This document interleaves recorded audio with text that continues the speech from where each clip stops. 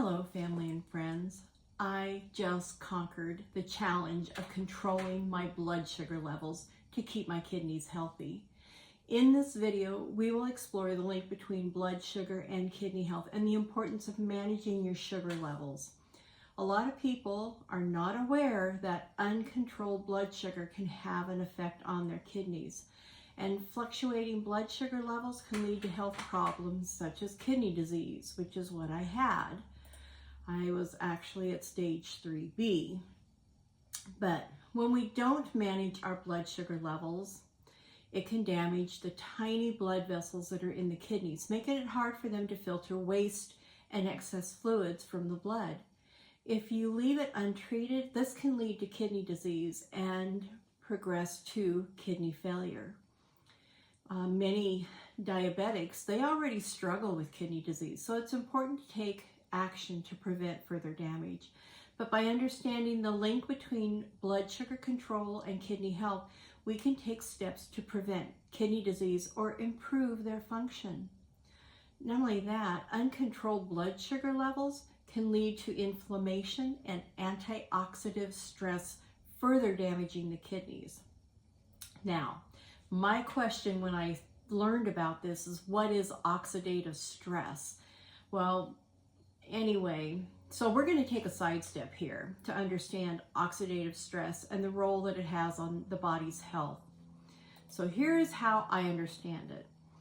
Oxidative stress occurs when the body's free radicals, which are the unstable molecules that can damage the cells, the bad guys, are out of balance with the antioxidants, which are the molecules that neutralize free radicals. Those are the good guys. The free radicals are naturally produced by byproducts of normal cellular processes. However, environmental pollution, radiation, poor diet, all these can increase their levels. So here's a breakdown of key aspects of oxidative stress. The free radicals, which are the bad guys, are highly reactive molecules that can damage DNA, proteins, and lipids in the cells, contributing to aging and various diseases. Antioxidants are the good guys. These help protect the body by neutralizing and taking out the free radicals. Antioxidants can be found in foods like vitamin C and vitamin E and are also produced by the body. I did a video on 5 foods that boost your kidneys and are high in antioxidants, and I'll put that in the description box below. But here's what happens when you have cellular damage. When free radicals, the bad guys, overwhelm the body's antioxidant defenses, the good guys, they cause oxidative damage to our cells, leading to inflammation, tissue damage, and a risk of getting diseases such as cancer, heart disease, neurodegenerative diseases. I had to look this one up, and that's nerve damage and things like MS, Parkinson's, Alzheimer's, and a lot of others. There's a lot of chronic conditions like diabetes and CKD, and I thought, wow, gosh, at least I had chronic kidney disease, and that I can reverse. But you can prevent these other diseases. The link to chronic kidney disease is oxidative stress is present in chronic kidney disease. When kidneys are impaired, toxins accumulate, further increasing oxidative damage. And this intensifies the progression of kidney damage and other complications. So, how do you reduce oxidative stress? Well, lifestyle changes, such as consuming a diet rich in antioxidants like fruits, vegetables, and nuts, regular exercise, which I'm still working on, avoiding smoking, excessive alcohol, those can all help to reduce oxidative stress. You have to decide for yourself how important it is to make the necessary changes before it's too late. We all understand that kidneys are responsible for filtering waste and excess fluid from the blood, but when they're damaged, toxins build up in the body. This can lead to a vicious cycle of inflammation and oxidative stress, which can worsen kidney disease. So it's essential to manage blood sugar levels, your salt, your potassium, your phosphorus, effectively to prevent this cycle from occurring.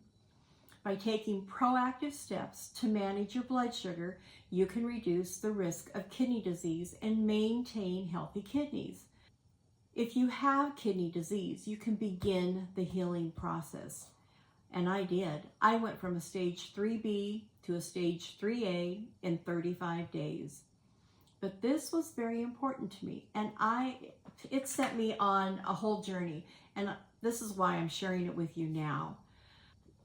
And I'll tell you, you'll learn more about what I have been learning and the things, my mind's just been blown. I'm stammering right now because my mind has been blown with the things that I have learned. And I want to get it all out, and I get easily distracted. But getting back to our point, understanding 3 key factors to help manage blood sugar is really important. What contributes to blood sugar? Second, finding effective strategies. And third, lifestyle pivots. Pivots is my favorite word. Changes are tough, but we can make little pivots that get us on the right track.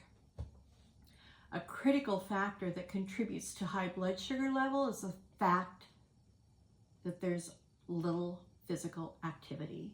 When we're inactive, our bodies become less responsive to insulin, making it harder to regulate blood sugar levels. So get up and move. You don't have to go to extremes. A little has a huge impact. And I'm not talking about walking from the couch to the refrigerator. Go for a walk to the end of the block or around the block. I'm one that I don't like exercise, and if it hurts, I quit. I like social activities, but I'm not a gym rat either. So I have learned that doing little bits here and there has really been what works for me, and we all have to figure out what works for ourselves. Second, diet is critical. Consuming high carbohydrates and high sugar foods can spike blood sugar levels. I learned processed foods have high salt and added sugars to their products. Take a look at the labels. I bought a cauliflower pizza thinking, oh, okay, this has got to be healthy. And when I woke up, my joints were swollen. I just had inflammation everywhere. Well, when I looked at the label, there was sugar, there was salt. Anyway, learning to read the labels is something new to me, and I'm putting together a whole topic on that. But eating whole foods like fruits and vegetables will help regulate your blood sugar levels and maintain healthy kidneys.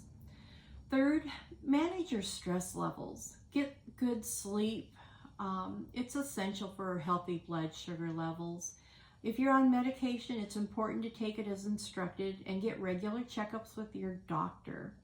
I am working closely with my doctor, and we've developed a plan to manage my blood sugar levels and reverse my kidney disease.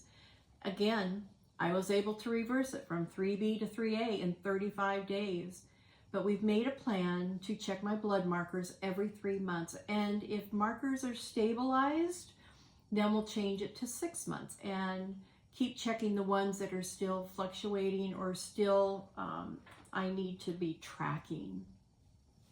Anyway, so by monitoring my blood sugar levels regularly, I can identify what changes I need to make in my diet or exercise, and I can pivot to whatever is going to help me reach my optimum health for my age. The key takeaway here is that simple changes like a healthy diet, a little exercise can lead to significant improvements in blood sugar and kidney health. This diagnosis is what sent me on this mission to share what I have learned so everyone can feel their best and hopefully begin a healing process. It's essential to be proactive when managing health rather than waiting until it's too late. With diet changes, I went from stage 3B to stage 3A. With my kidney disease, I have dropped my glucose from 95 to 79. and I have lost over 30 pounds. The changes from 3A to 3B and the glucose was in 35 days. And the weight, let's see, July, August, September, October, 3 months. Maintaining healthy blood sugar levels will be a continuous process. It requires commitment and dedication. It will be a challenge. I'm telling you, in the beginning, I had a very hard time, and I think I did a lot of things wrong, which I've shared with you in the beginning. But by taking control of my blood sugar levels, by reducing the risk of my kidney disease, I am able to now get to a point where I can maintain this and start doing things that are more healthy for me. It's important to stay motivated. And for me, I made my goals small so I could reach them, because when I reached the goals, then I got motivated to keep going. Small victories along the way are huge. Not only that, it's essential to remember that maintaining blood sugar levels is not a one-size-fits-all. What works for me may not work for you. And the key thing that I think is that we can all do is pivot. Pivot is huge. Pivoting are small changes that you make until you find what works for you. And working closely with your doctor to monitor your blood sugar levels and your kidney function is really important. And that you and your doctor can personalize a plan that's going to work. So stay tuned if you want to know more about healthy eating, about kidney disease, about diabetes. The medical industry is always changing. So staying on top of new and upcoming things that they've learned is really important. Just make sure that you get your information from a reputable source. Staying informed will help you make better decisions about your health and help you to revise your plan so you can continue to manage kidney disease, diabetes, blood sugar, whatever it is that you are having to deal with. So today, I am making stuffed Italian bell peppers in the kitchen. Now I'll tell you, my mom used to make these and I did not like them at all, but I have a tip to make them more enjoyable. And this is a kidney healthy recipe. So let's get in the kitchen and get cooking. Hello family and friends. Today I'm going to make stuffed bell peppers. And I've already got my green bell peppers cut and in the pan. But I thought maybe you'd like to see how I do it. It might be a little different than others. But I take a little knife and I like to cut the seed head out of it. So I just go around in a circle, right around the stem. Grab a hold of the knob, pull it out. And now I can cut it in half really easily. I take my melon baller and just go along and scrape out the white bitter parts. And it's just really easy. And as I was going to say, if you have good knife skills, you could probably do it with your little knife. But, you know, I haven't been that well trained on the knives. I just know what I do automatically on my own, home trained, I guess. But, and then I knock it. I have too small of a space here. Okay, so then all I do is take and tap it on my cutting board to get all the rest of the seeds out. So let's do another one. Let's see if I can keep it in the shot. So I take my melon baller and I just go along and I scrape out all that bitter white part. Okay, and then I just gently tap it to get rid of the seeds. Let's see if we got them all out of there. Yep, just a few. Okay, let's do the red one next.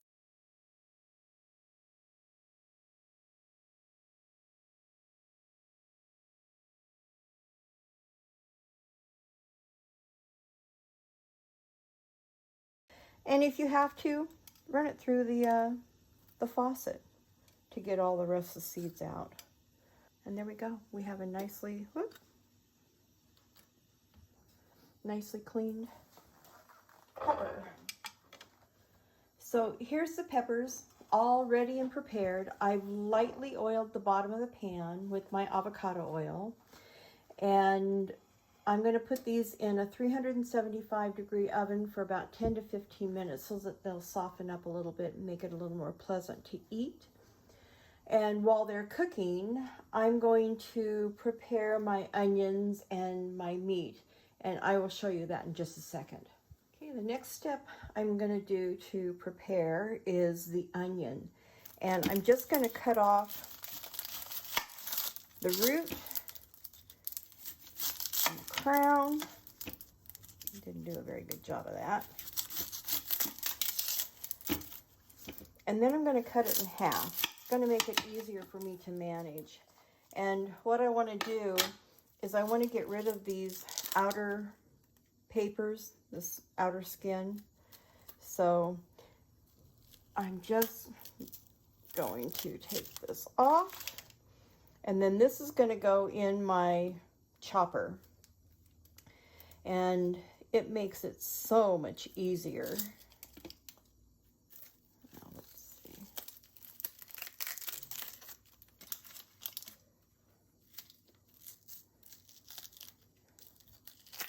Okay, so now that we got that done, let me just cut these into smaller chunks, and they're going to go inside of this.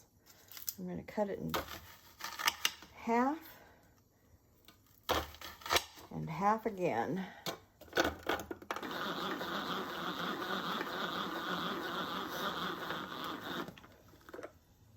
And there you have it, folks. Just like that.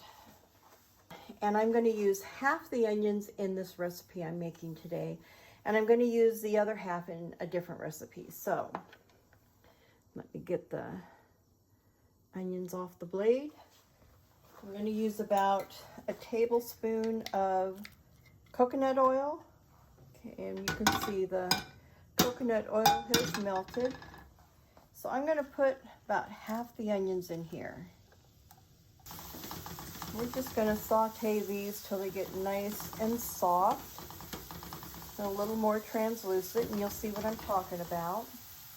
Now I am going to add a little bit of sea salt, and I have to be careful because of the kidney disease, so I don't want to overdo the salt.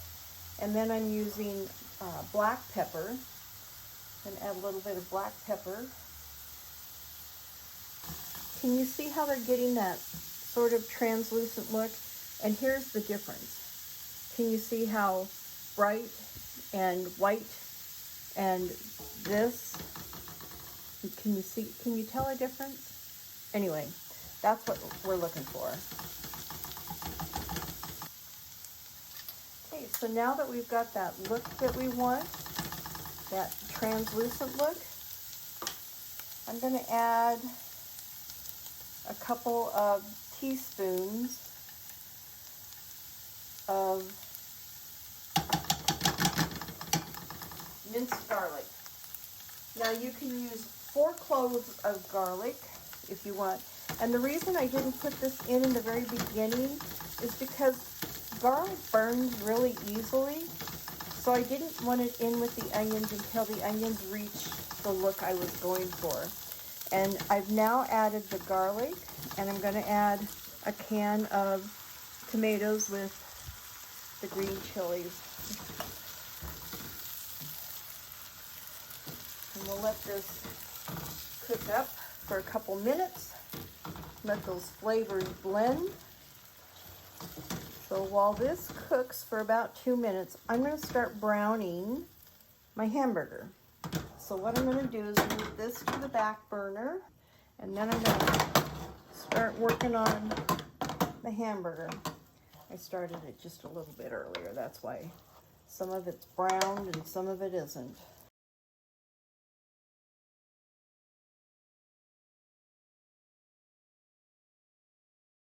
And if you wanted to, you could have done all this in one pot. I could have done all the tomatoes and onions and that in this pot and then added the hamburger, but I really like to make sure that my meat is fully cooked before I incorporate it into any kind of sauce. That is a personal preference. Okay, now that I got the hamburger brown, I'm going to put in about a tablespoon of Perfect Pinch Italian seasoning. And I already added quite a bit in there before I came back. But now this is ready to pour my sauce in. And we'll get this mixed up really good.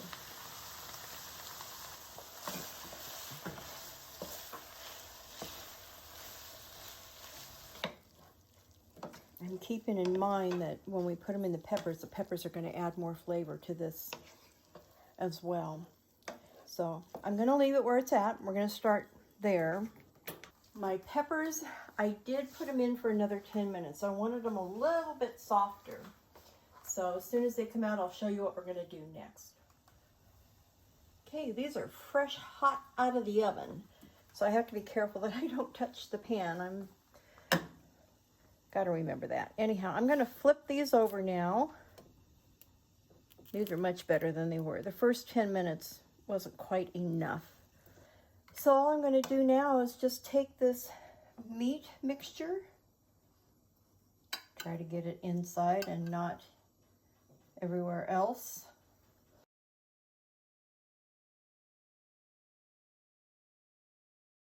So this recipe is out of the Practical Paleo cookbook.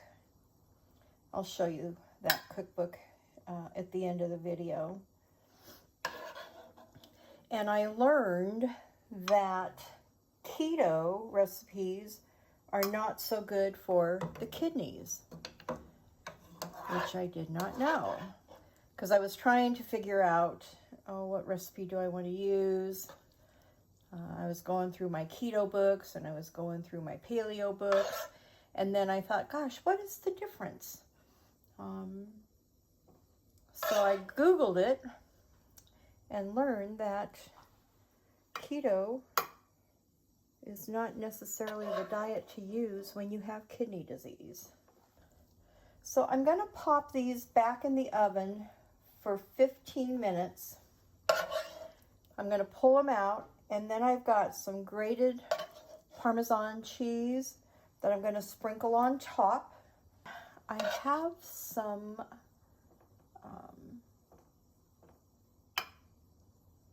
spaghetti sauce. I wish I would have thought about that before I loaded these up. But I think I'm going to add some spaghetti sauce and just let it work its way down through the mixture. Again, I've got the basic recipe, but then I think of all these ways to maybe modify and maybe enhance it, because I do like flavor. And I'm noticing that with a lot of these healthy recipes, they're good, and they're really good on the body, because when I eat, I don't feel bloated. I don't feel like a slug that just wants to, crash on the couch for the rest of the evening till it's time to go to bed. But I'm missing flavor. That's the one thing I miss with these recipes. So, like I said, I tasted the meat mixture. It wasn't bad. I figured it would pull more flavor from the peppers, but let me show you what it is I'm going to do. Use any type of spaghetti sauce that you want. I have one in the cabinet that I wanted to get used up, so this is a perfect opportunity, because, to be honest with you, we're going to start doing some of our own canning and preserving, because that is a whole lot better for you than, unfortunately, what I'm using, which has preservatives and all that in it. But I don't want to be wasteful either. So I'm just going to pour this on top. Actually, I wish I would have put it in with the meat to begin with. That would have been a better idea. And I'm just trying to get the sauce to go down into the meat a little bit. And hopefully when it cooks and heats up, it will just get down there and flavor everything beautifully. And like I said, I want to bake this for about 15 minutes. Then I'm going to pull it out and put some Parmesan, grated Parmesan cheese on it. And I will tell you, I am dipping the spoon back in the sauce, and you don't want to do that and then put it back in your cupboard. That is really not good to do because you've contaminated the product. That's why I'm going to use the rest to go in with this meat. This will go back in the oven for 15 minutes, and when it comes out, I'll show you what it looks like, and then we'll put the Parmesan cheese on top. Okay, these are hot out of the oven. They smell fabulous. They look pretty good. So let's just add this is grated, not shredded. And pull it out, take a look, give it a try. I have to say I am excited to try these. And I think the difference is going to be adding the sauce. It's not going to be as dry. Well, here they are all finished up. I want to try the yellow one. I'm going to cut it so I can get a little bit of the pepper and some of the insides, and I'm going to use my spoon. And it's going to be hot. Okay. That's a good bite. This is really good. And I wouldn't change a thing. The original recipe didn't have any kind of a spaghetti sauce, but I think that is crucial. So I will post the recipe as I made it down in the description so you'll have it.